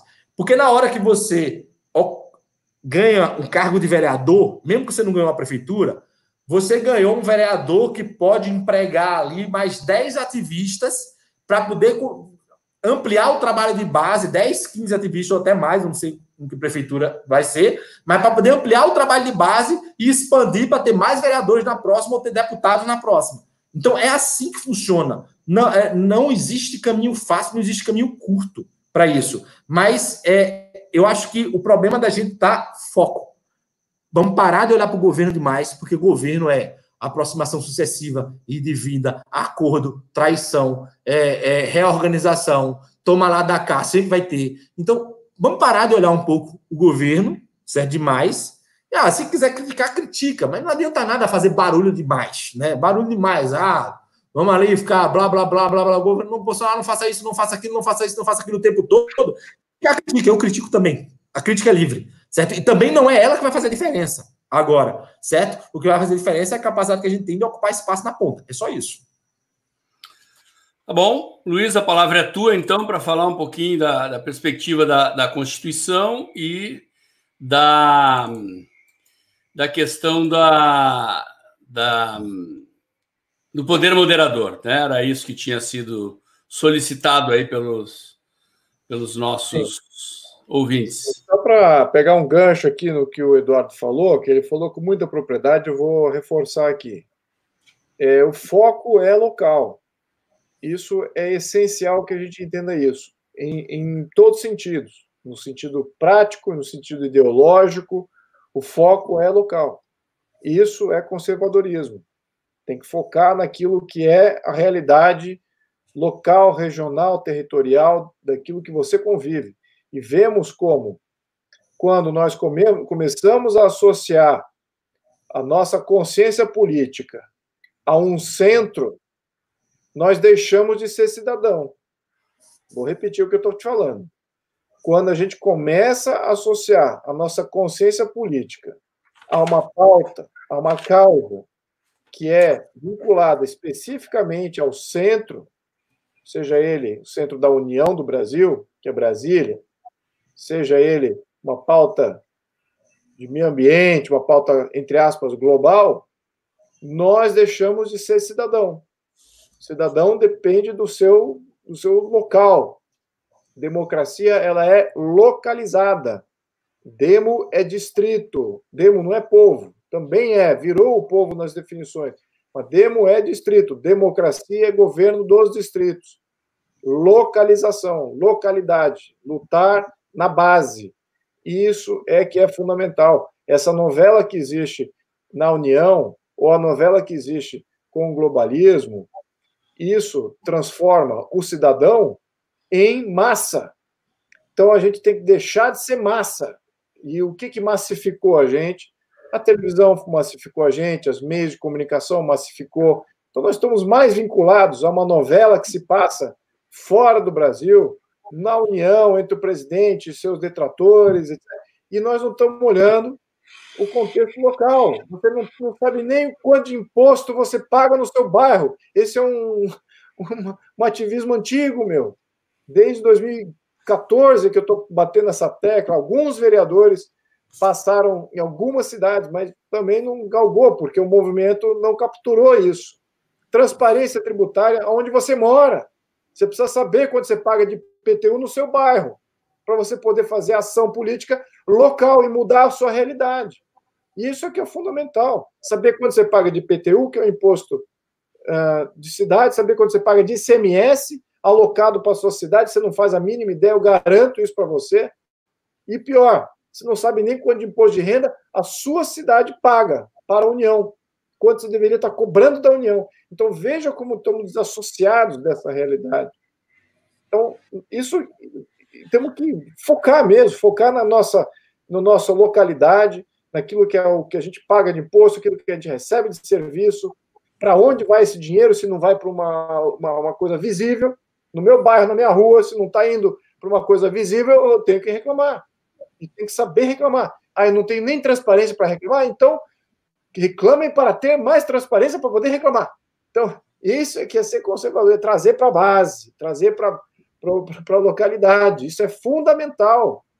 E o que ele está falando aqui é marco zero de você ter um movimento conservador. Você tem que ter você mobilizado na sua cidade para melhorar a sua qualidade de vida localmente e fazer valer os seus impostos e suas taxas e todo o serviço que você tem obrigação de receber em função dos pagamentos proporcionais que você não livremente cedeu. Bom, muito bem. Então, esse ponto aqui, deixado isso claro, vamos falar de Constituição. Com relação à Constituição, o momento, obviamente, o momento político não é o momento certo, mas temos que debater essa Constituição. Temos que começar o debate. Não é o momento, também não, como eu me coloquei aqui como o grande entregador de uma nova visão constitucional, o ônus está comigo em fazer essa entrega. Eu espero entregar aí nos próximos 6 meses, talvez até 1 ano, eu entregue isso para a gente começar o debate. Por que isso é importante? Olha a minha experiência nas comissões. Toda política pública que aparecia, algum debate sobre plebiscito, referendo popular, eleição independente, voto distrital, reforma econômica, a base conservadora, que é essa, ou a base não esquerda, né? Vamos lembrar, tem 150 deputados que são esquerda, PSB, PCdoB, PSOL, PT, PDT. E tem mais um outro aí que também se coloca ali junto. Enfim, eles sabem exatamente o que eles querem em todos esses quesitos. São contra o voto distrital, eles querem um voto em lista fechada, não querem voto de candidatura independente, acho isso absurdo, porque o partido tem que ser unipartido, eles têm uma visão de sistema partidário também tem uma visão de Estado, qual é os poderes que deve ter para o Executivo, qual é o poder que deve ter o Judiciário, o Judiciário tem que estar dando sustentação ao Poder Executivo, ou seja, abaixo do Poder Executivo. Então, todo tipo de intervenção em termos de censura, eles têm uma visão muito clara. Da onde vem isso? E o que os não-esquerda têm? Os não-esquerda ficam num debate meio que reacionário, eles reagem às propostas da esquerda. Eles não têm proposta unificada. Eles não têm uma visão de Estado unificada.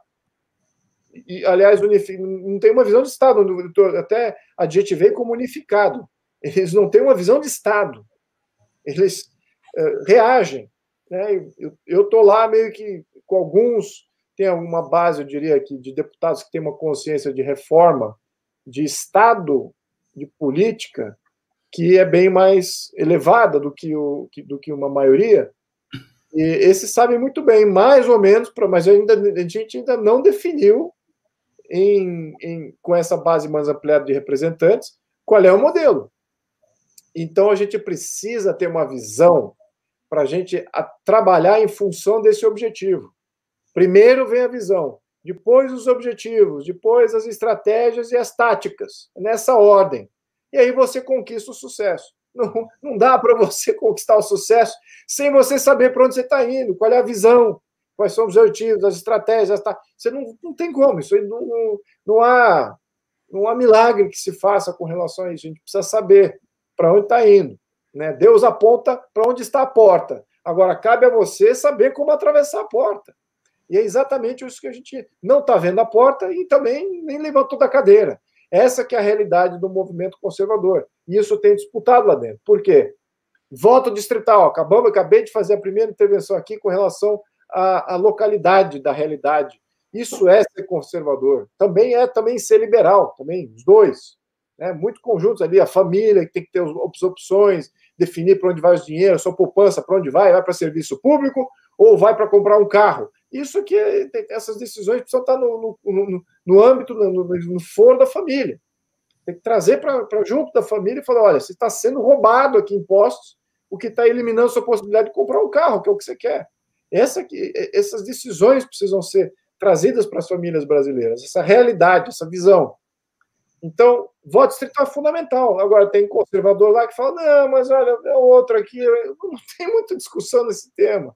Isso é quase que fundamental para que a gente tenha uma visão de Estado mais conservadora, que possa proporcionar um contexto não totalitário. O conservadorismo, o liberalismo, eles lutam contra o totalitarismo de uma burocracia totalmente anônima, laica, que às vezes até militante contra qualquer religião, como hoje nós vimos que o Fachin acabou de passar um voto contrário ao que ele chama de poder da religião, e que isso, se for usado nas... Abuso de poder da religião, ele falou. Abuso de poder da religião. Então, ou seja, está deixando de ser laico, ele está sendo militante ateu. Né? Você não pode ter acesso a nenhuma religiosidade, não pode vir à tona, isso não pode ser levado a cabo, religiosos não podem te ajudar, você não pode... Então, e os grupos de esquerda, como é que funciona? Ali Então, aqueles movimentos que existem da esquerda não podem ser, então, criminalizados, tanto quanto uma igreja? É isso que é. Você veja como, se a gente não tem uma visão de Estado muito clara, o mal vem e preenche isso. Então, a gente tem que ter, como falou o Paulo aqui no começo desse programa, a gente tem que ter uma visão de política e de proposta pública em todas as esferas. E o que vai dar isso é uma Constituição. Então, a gente precisa de uma Constituição nossa. Não precisamos tingir ela de ser uma Constituição conservadora, não precisa fazer isso. Ou uma Constituição liberal, não é. Fazer uma Constituição que consegue gerenciar todas as ideologias sem sucumbir a nenhuma delas, efetivamente, e mantém o jogo como um Estado de Direito. Não sucumbe a ser um Estado totalitário, que é o que quer a esquerda radical, e que estão vencendo. E a nossa Constituição atual, ela é um trampolim para um Estado totalitário. Ela ainda não é uma Constituição de Estado totalitário, mas ela é um trampolim. É como se tivesse, como se fosse o açúcar do bolo. O bolo está lá, os ingredientes, agora jogou açúcar, pronto, agora temos aqui um doce maravilhoso. Ela está ali para criar isso. Ela é um presságio. Então, o que nós temos que fazer? É sair deste modelo. Então, temos que sair desse modelo. Não é o momento político atual. Temos que primeiro ter a obra. E vamos discutir e ampliar esses debates a partir que temos a obra na mão e digerido por diversos ativistas, debatido, digerido por diversos ativistas. Se me couber essa missão, ainda me couber essa missão, que eu diria que eu estou a 40% de entrega disso, eu espero ter não só a Constituição com os termos técnicos, já validados, até como eu sou deputado, eu estou aproveitando, sim, o meu gabinete para focar nisso. Essa é a minha entrega de mandato. É entregar uma Constituição. Então, meu gabinete é qualificado. É pessoas que são PhD e professores em direito constitucional, que entendem muito bem da atual Constituição. E me entendem muito bem. Depois de 1 ano e meio, leram meu livro, debatem comigo sobre todos os itens. Então, já aprenderam o que eu acho que eu tenho a ensinar. Eu não sei se ensinar é o termo certo, mas o que eu tenho a propor aqui. Mas, enfim, então eu estou usando o gabinete para isso, junto com a assessoria parlamentar, outros assessores de diferentes matizes. Tem assessor que é de esquerda também, mas em termos de estruturação de Estado, eles entendem que tem que ser um jogo neutro, porque muitos desses assessores não são totalitaristas. Podem ser assistencialistas, podem ser intervencionistas na questão. Agora, não são do gênero de, olha, vamos acabar aqui com os conservadores, como estão tentando fazer os progressistas no STF. Querem aniquilar os conservadores, querem aniquilar. Tira eles do jogo político, elimina eles dos mandatos, fecha os seus blogs, fecha os seus canais de comunicação, pronto, aniquilamos eles. Não é bem isso. Tá? Tem muito assessor que é de esquerda, mas não é totalitário como alguns ali do STF. Então, é uma ajuda muito boa nesse processo todo. Né? Então, a partir desse documento apresentado à sociedade, publicado e apresentado, vai ter não só o texto técnico, mas a justificativa de cada artigo. Assim, um leigo como eu vou poder entender o juridiquês de como estruturar alguns princípios, de como colocar numa linguagem que um parlamentar possa dizer, muito bem, aqui já temos algo já pronto para ser apresentado a uma Câmara Nacional, um Congresso Nacional. É esse nível de entrega que a gente precisa ter, de objetividade em termos de documento, de forma de documento. O conteúdo vai ser esse. O conteúdo vai ser um que vai destoar completamente do Estado social que nós vivemos. Esse contexto Estado social, Estado socialista, né? Estado social é um nome bonito para um Estado socialista. Né? Então, temos um modelo de Estado socialista. Então, temos que sair desse modelo, que vai gerar esse tipo de problema recorrentemente. Então, o que eu sempre falo da Constituição nova, ela tem 3 poderes de governo, né, que você vai ter o legislativo, legisla e monitora o executivo, e também ele cria o executivo vem do legislativo, né, um modelo parlamentarista.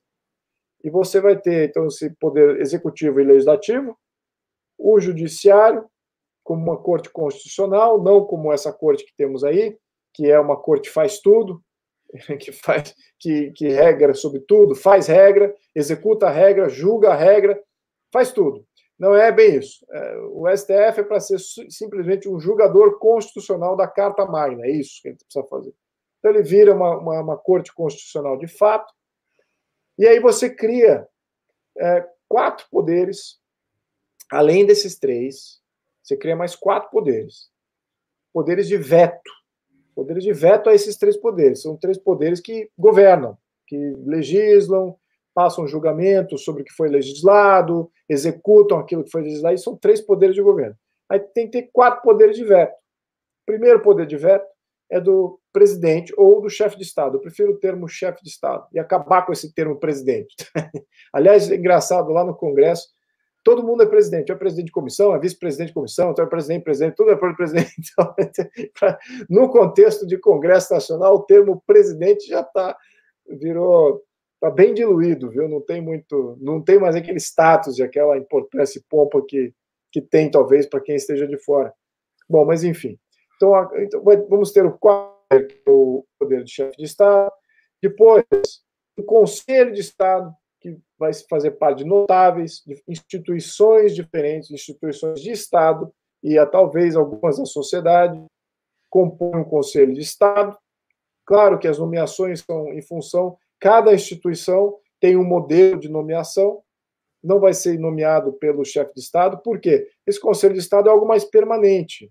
É um Conselho de Estado que não é remunerado e são de notáveis, ex-juízes, militares, ex-senadores, ex-governadores, etc., ex-empresários ou grandes empresários, mas já no estágio de vida bem mais avançado, que possam fazer o quê? Conselhos ao chefe de Estado. Podem até vetar o que o chefe de Estado não está vetando, ou vetar o próprio chefe de Estado, uma série de poderes ali no Conselho de Estado. O Conselho de Estado é muito importante. Tá? Lembrar no Brasil Império que o que sustentou o Brasil durante a regência, quando Pedro I sai do Brasil e volta para Portugal, ele deixa seu filho de 5 anos aqui, se não fosse um Conselho de Estado de pessoas vinculadas à perpetuidade da Constituição, lembra? Eles poderiam, em qualquer momento, na regência, ter decretado uma república. Por que não fizeram? Por que mantiveram o governo? Por causa de uma palavra-chave que chama-se legitimidade. Legitimidade. Isso é muito importante. Então, o Conselho de Estado ele mantém a legitimidade constitucional quando todos esses agentes estão embaralhados, estão em momentos de conturbar. Então, ele ainda é uma quilha estabilizadora, além da quilha estabilizadora do chefe de Estado, que veta. Pode só vetar, ele não governa, o chefe de Estado só veta, ele tem só funções diplomáticas, funções de relações exteriores, controle de moeda, justiça, segurança pública, um contexto mais uniforme. E aí você tem um outro poder que tem que ser inserido, que, aliás, eu sou relator de várias propostas nesse sentido, de mecanismos de democracia direta. Que mecanismos são esses? Recall de mandato. Se o povo é que elegeu, o povo tem que ter direito de remover. Fundamental. Quem coloca alguém no poder tem que ter o poder de remover. Né? Aquele última instância que coloca tem que ter o poder de remover. Então, recall de mandato, você fazer referendo popular, plebiscito, tem diferenças aí. A questão de o que eu chamo de eleição de retenção. O que é isso? Digamos, um prefeito nomeou um secretário de segurança ou um secretário de finanças, e ele é uma pessoa corrupta, ou dito como corrupto, ou a população acha que ele é corrupto. Em questão de 1 ano de mandato, a população pode fazer um baixo assinado e chamar um referendo se aquela nomeação foi uma boa nomeação. É um voto de sim ou não, fica ou sai. E aí o prefeito tem que nomear uma outra pessoa, se por acaso tiver que sair.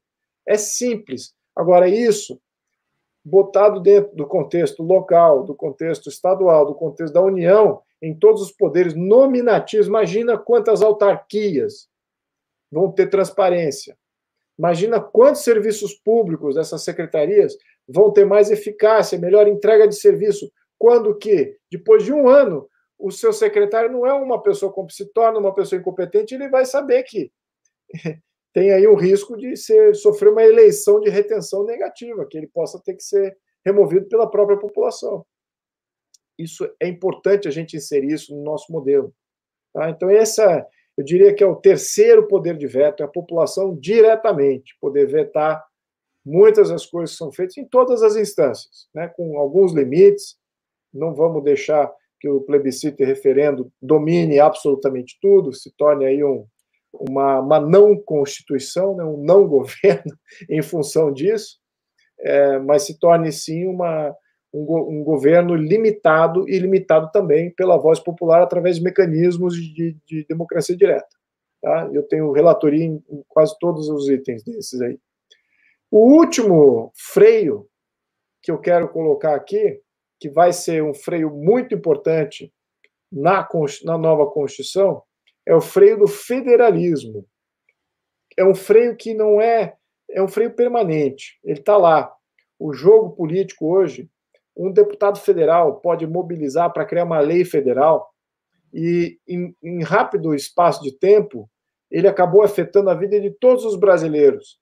Então, o poder de um deputado federal de criar uma lei federal, eu diria que todo deputado federal vai se contradizer, vai me contradizer, dizer, poxa, o deputado federal não manda nada, é verdade, o deputado federal não manda nada, ele pode negar bastante, mas fazer efetivamente ele precisa mobilizar muita gente. De qualquer maneira, passando uma lei federal,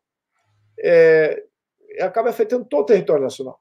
Então, eu acho que é cabível botar uma chancela aí, botar uma risca na areia, dizendo, olha, peraí, você, o Poder Federal, você sugeriu uma lei federal, mas ela é agora encaminhada às assembleias locais para ser votado localmente, que os estados possam votar essa lei. E as assembleias estaduais votam essa lei que foi proposta, ela entra na agenda de votação da Assembleia Estadual.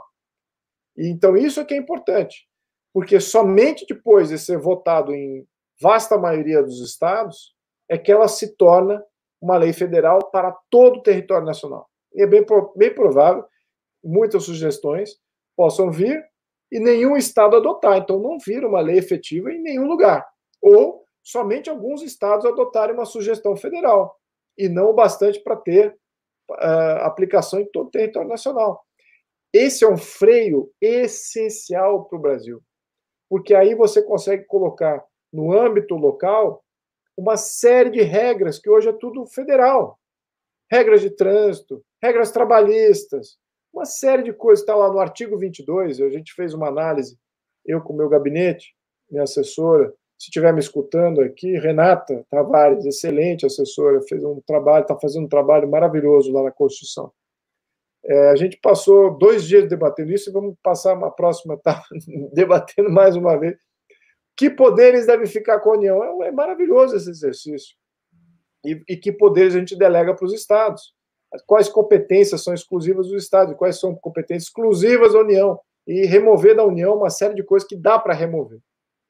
Então, esse aqui é o exercício. Então, aí você tem uma Constituição não é só com 4º poder moderador, né? Estamos falando aqui de 3 poderes de governo, 4 poderes de veto, e é uma organização que eu diria que é em linha, em sintonia com o que seria um Estado de Direito moderno inserido no século XXI, para que não deixe nada a dever a nenhum país do mundo, e que talvez, assim como a Constituição de 1824 e a criação do poder moderador foi uma inovação no século XIX para todos os países, essa talvez seja uma inovação também importante e já comprovada em seus mecanismos individuais em diversos países, mas tudo num conjunto só. Talvez seja uma grande inovação, certamente para o Brasil vai ser, mas talvez seja aí o país volte a ser um exemplo para todos os países do mundo. Então, encerro aqui minha contribuição aqui com relação a esse tema. Ok. Muito obrigado, Paulo. Muito bom. O Eduardo acho que desligou a câmera, mas ele está ali. Eu vou fazer um fechamento aqui. Eu acho que a fala do... Olha o Miguelzinho lá, com o papai. Oi, Miguel, tudo bom? Filho do Eduardo ali. Eu vou fazer o fechamento aqui. Eu fico muito satisfeito com a live, fico honrado com a presença do deputado Luiz Felipe e do Eduardo, e acho que nós acabamos, nessas duas falas finais do Eduardo e do Luiz Felipe, tendo a perspectiva de longo prazo, o horizonte da Constituição nova que o deputado Luiz Felipe está preparando. Fiquei muito satisfeito de ouvir o relato, de entender as soluções, mas eu queria puxar o foco para o local. Se não fosse a pandemia, possivelmente o movimento conservador brasileiro hoje estaria muito focado na eleição municipal, né? Quer dizer, a pandemia tirou da pauta da nossa agenda a questão do poder local para a qual o Eduardo chamou a atenção. E aí nós temos que ver, né, até que ponto isso não foi, certamente está sendo usado, né? Tanto que prefeitos e governadores querem prolongar as quarentenas e essa agonia autoritária que nos persegue, justamente porque o sentido do movimento histórico que a gente vinha vivendo era de aumento da faxina, né? Com todos os problemas que nós temos, o eleitor botou para fora uma fatia considerável de políticos tradicionais do Congresso Nacional, e o sentido do processo é de que isso teria ou terá continuidade nas eleições municipais. Acho que o Eduardo aponta aqui algo bastante importante, uma contribuição sobre a qual nós devemos refletir, né?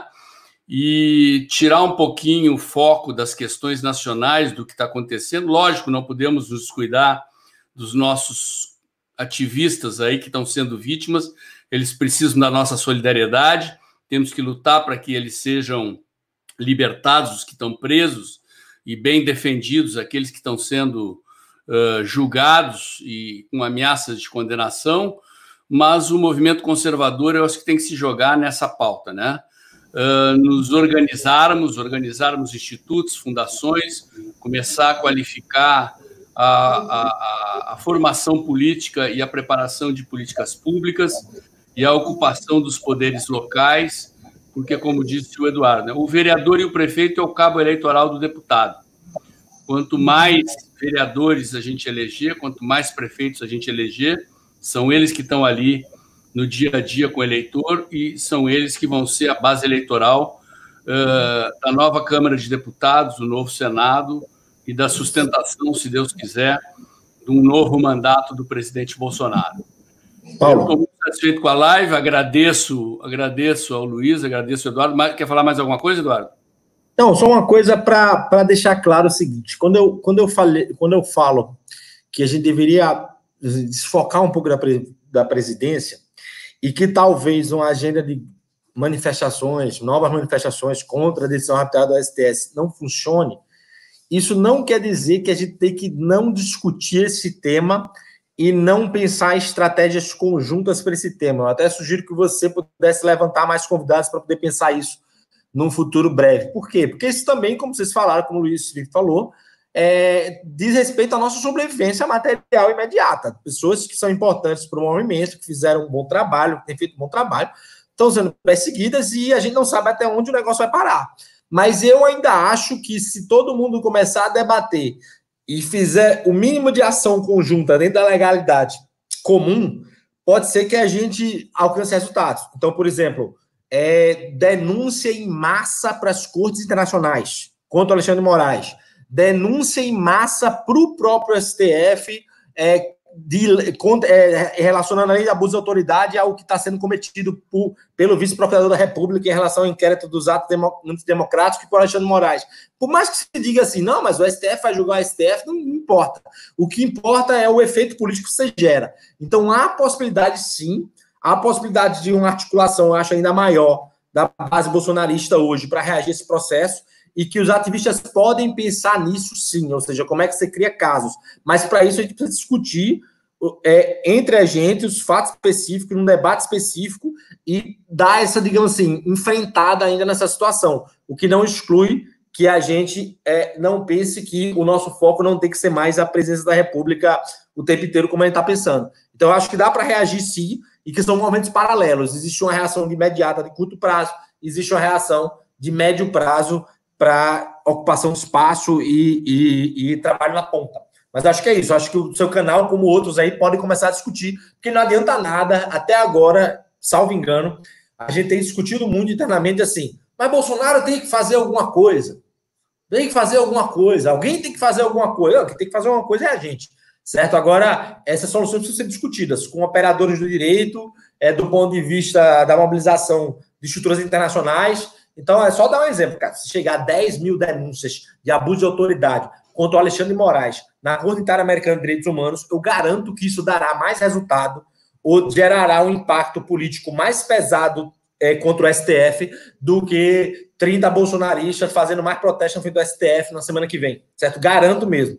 Agora, claro, isso tem que ser, digamos assim, articulado minimamente. Agora, sobre esse aspecto, o que eu digo é o seguinte, a articulação mais pública possível, porque não se pode mais abrir espaço porque o cara diz que você está conspirando contra as instituições. Então, você tem que pensar o seguinte, quais são os parâmetros legais que a gente tem para usar contra esses caras e o que é que a gente pode fazer para botar um freio nesse processo. Mas eu acho que isso é outro debate. Ok. Era isso, então. Mais uma vez, muito obrigado ao Luiz Felipe, ao Eduardo pela contribuição. Obrigado pelo pessoal que nos acompanhou até agora. E foi a primeira live do canal. Desculpe algumas barberagens aqui na pilotagem do software. Eu prometo melhorar nas próximas. Boa noite a todos. Até a próxima live. E acompanhe meus vídeos no canal aí. O canal está bombando, já passou de 14 mil seguidores em 30 dias. E estou melhorando os vídeos e vamos em frente, ok? Excelente. Boa noite a todos, muito obrigado. Boa noite, Paulo. Parabéns. Boa noite a todos. Tchau, tchau.